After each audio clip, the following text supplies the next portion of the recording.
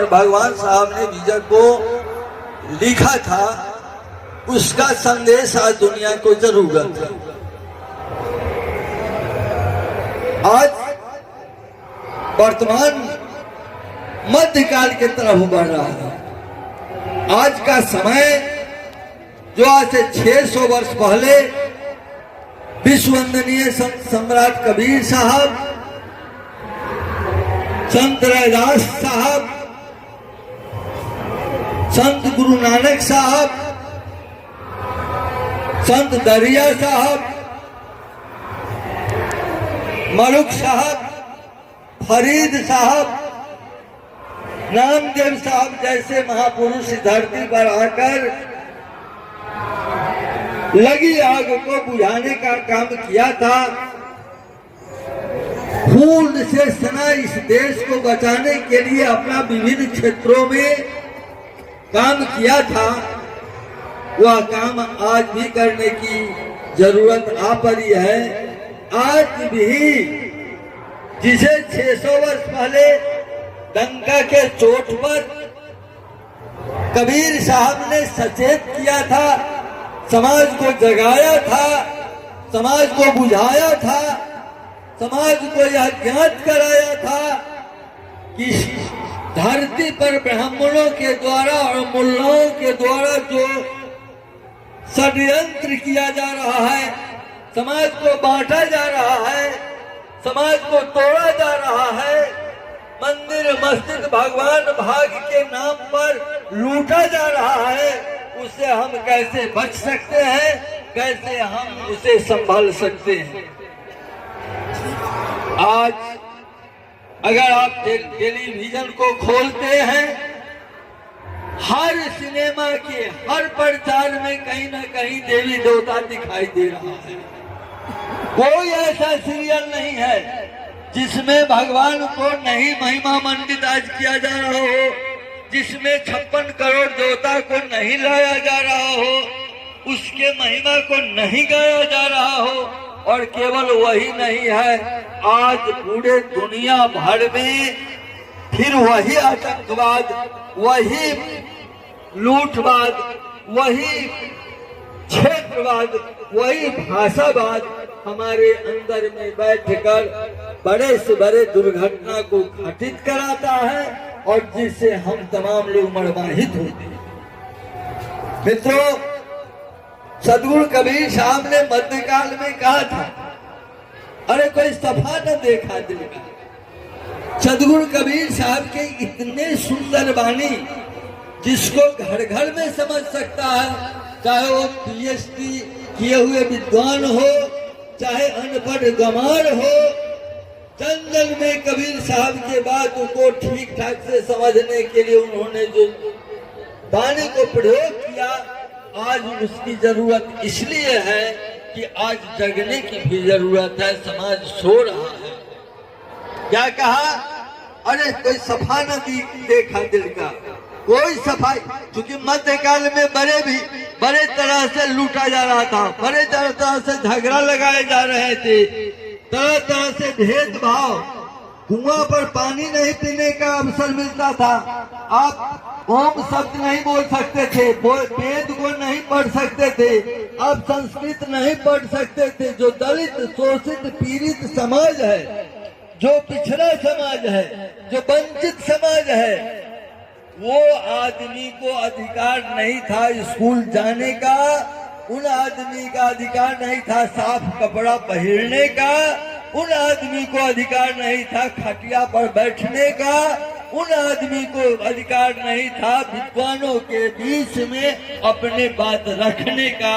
वैसे समय में सदगुरु कबीर साहब ने कहा कि अरे कोई सफा न देखा दिल का, अरे कोई सफा बुझा नहीं रहा है, हृदय किसी को साफ बुझा नहीं रहा है, अरे कोई सफा न देखा दिल का। काजी देखा, काजी देखा, सामने कहा काजी देखा। क्या हो रहा था? काजी क्या कर रहा था? काजी माने होता है बहुत काबिल, जिसको काजी कहते हैं। भारत पर मुगल सल्तनत था, मुसलमानों का राज था। 700 वर्षों तक मुसलमान भारत में राज किया और वो काजी अपने इस्लाम धर्म को बढ़ाने के लिए तथाकथित धर्म हिंदू को ध्वस्त करने पर लग गया। मंदिर को तोड़ रहा था और उस पर मस्जिद बना रहा था। तो साहब ने कहा क्या, अरे कोई सफा न देखा दिल का, काजी देखा, मुल्ला देखा, पंडित देखा छल का। छल का माने कहते हैं छल का, प्रपंच का, जाल बनाने का, जाल में फंसाने का। और को बैकुंठ दिखावे, आप नरक में सरकार। अरे कोई सफा न देखा, अपने नरक बता रहा है स्वामी। आपको आश्चर्य होगा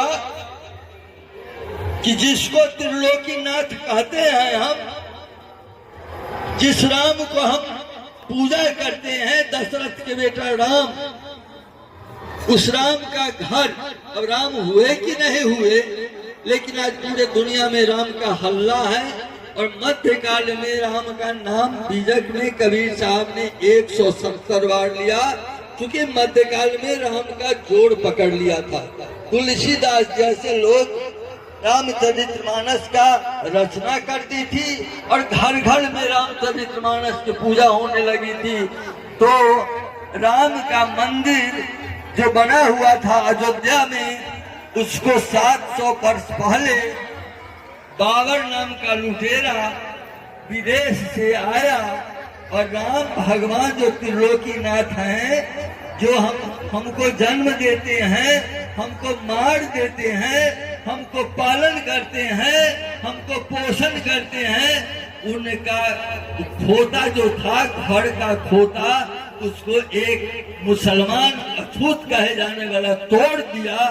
भगवान राम की ताकत नहीं हुई, नहीं दम रहा कि अपने घर को बचा सके। वो राम की आज पूरा महिमा मंडित हो रहा है।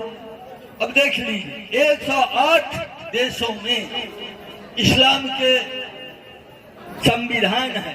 इस्लाम धर्म के नाम पर संविधान का निर्माण है, सरकार चलती है। और उस इस्लाम के सबसे बड़ा अल्लाह के घर जो मस्जिद होता था, जिस पर राम के जन्म पर घर पर मस्जिद बाबर ने बनवाया था, वो सनातन धर्म के साधु संत, बजरंग दल के लोग, शिव सेना के लोग मिलकर उस मुसलमान बाबर द्वारा बनाया गया मंदिर को, मस्जिद को ध्वस्त कर दिया, तोड़ दिया।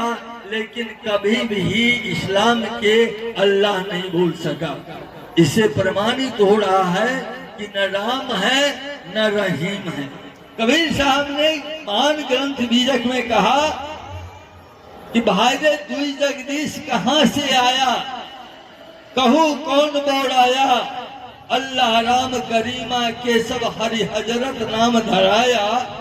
गहना एक कनक दे गहना, या में भाव न दूजा, कहन सुनन को दुई कर थापे, एक निमाज एक पूजा। वही महादेव वही मोहम्मद, आदम ब्रह्मा कहिए, कोई हिंदू को तुर्क कहावे, एक जमीन पर रहिए। कहा कि कौन लोग पगला गए। उन्होंने कहा अरे दो जगदीश कहाँ से आया, कौन बोराया।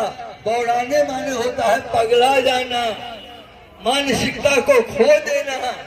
कहते हैं कि कौन लोग पागल हो गए, दो भगवान कहाँ से कूदक के चढ़ाया धरती पर। भगवान अगर होगा, कोई निर्देशक होगा, कोई पूरे संसार को चलाने वाला निदेशक होगा, तो केवल एक होगा, दो नहीं होगा, 5 नहीं होगा, 10 नहीं होगा। लेकिन यहाँ क्या हुआ, हजारों भगवान को बनाया गया, हजारों मंदिरों को बनाया गया, और आज भी उसी गाल के चपेट में, गाल के गाल में हम फंस रहे हैं। हर चौराहे पर संकट मोचन के मंदिर बना रहे हैं लोग, और संकट बढ़ रहा है। ये ब्राह्मणों का खेल है, उनसे होशियार रहने की जरूरत है। हम अगर नहीं रहेंगे हमारा पूरा कमाई उन्हीं के पेट में चला जाएगा और हम न बच्चे को पढ़ा पाएंगे, न अच्छे संस्कार को दे पाएंगे। इसलिए आज जरूरत है संत बनने का। आज संत बनने की बात खत्म है। कोई बाप के मन में नहीं है कि हमारा बेटा साधु बने, कोई बाप के मन में नहीं है कि हमारा बेटा संस्कारी बने। हर बाप माँ अपने बेटा को अंडा खिलाना चाहता है। क्या कमाल है। सदगुरु कबीर ने कहा कि न कछु देखा ज्ञान ध्यान में, न कछु देखा पोथी में, कहे कबीर सुनो भाई साधु सब कुछ देखा रोटी में।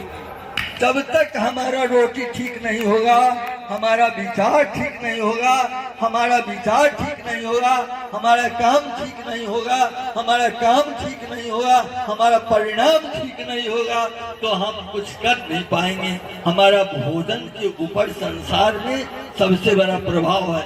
आप समझ सकते हैं कि सावन भादों में अगर कोई आदमी दही खाता है तो सर्दी जरूर होती है। अगर कोई आदमी गर्मी के महीने में मांस मछली खाता है तो पेट खराब जरूर होता है।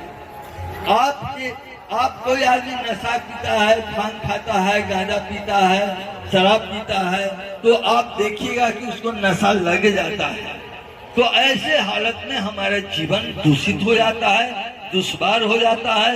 और आज दुर्भाग्य है कि नशा के परंपरा इतने बढ़ रहे हैं, इतने बढ़ रहे हैं 80 वर्ष के बूढ़ा के मुंह में शिखर दिखाई दे रहा है, तो बता सकते हैं कि उसका बेटा, उसका पोता, उसका परपोता का हालत क्या हो सकती है। आप एक ही कोई ऐसा हाथ में नहीं है कि मोबाइल का सिनेमा नहीं चलता हो, अश्लीलता को नहीं हम पढ़ते हो, नहीं देखते हो, तब हमारा संस्कार कहाँ से होगा।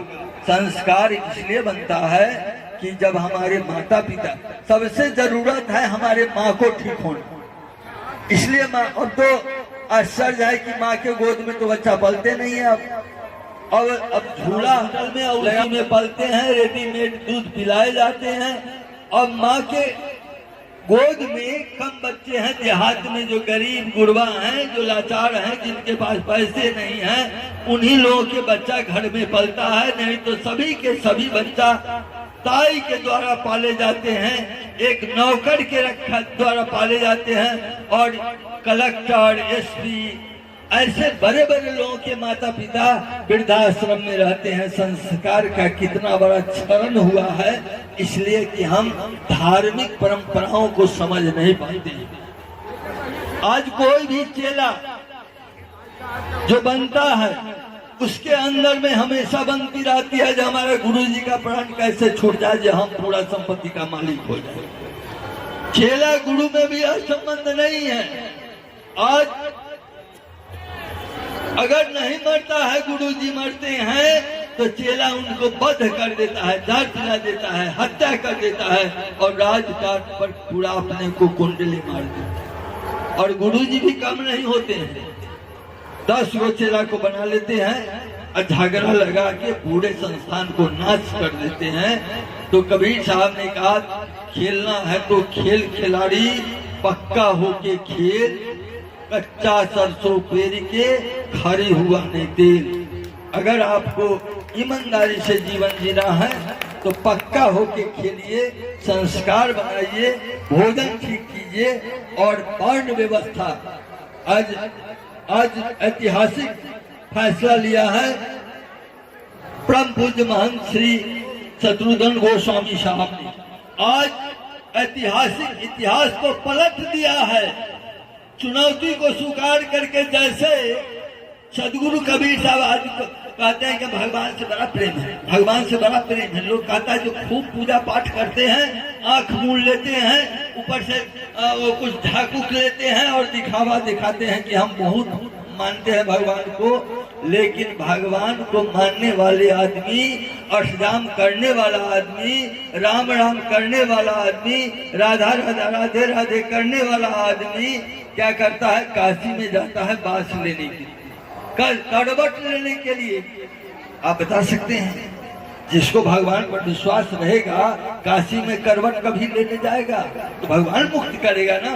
फिर काशी में चला गया, कभी सामने की रहलिए के भेड़िया ने पेशवा पांच भतारी कहे कबीर के करा संजरवा बहुत पुरुष के नारी।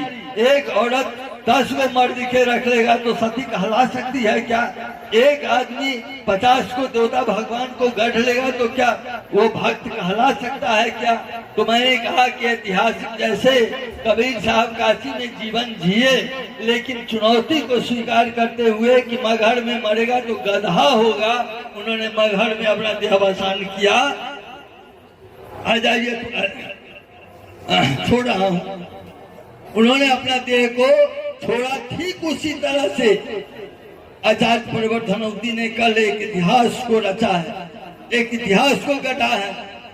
600 वर्षों के बाद कोई भी धनौती मठ के उत्तराधिकारी के रूप में दलित समाज के लोग आया है। ये इतिहास धनौती के लिए नहीं, पूरे ब्रह्मांड के लिए हुआ है, पूरे दुनिया के लिए हुआ है। और धनौती का दिन पलट गया है।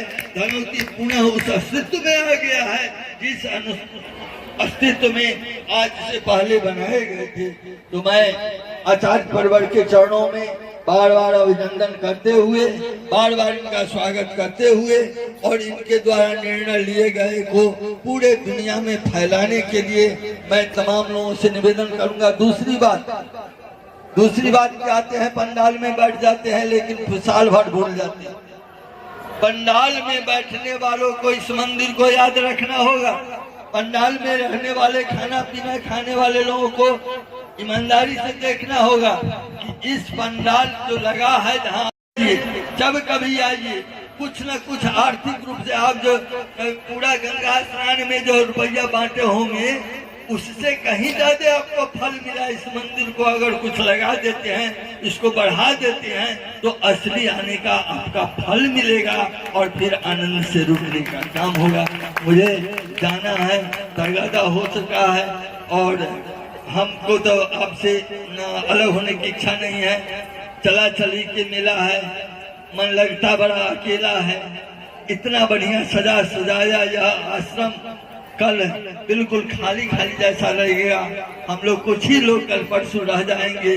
तो जो आपका दर्शन होता है, हम सभी लोगों का स्वागत करते हैं। जिन लोगों ने इस मंदिर में आकर अपना समय बिताया है, इस मंदिर में आकर अच्छे बातों को सुनने का प्रयास किया है, उनके प्रति भी हम आभार प्रकट करते हैं। क्योंकि आप नहीं हैं तो हम नहीं हैं। तो इन्हीं शब्दों के साथ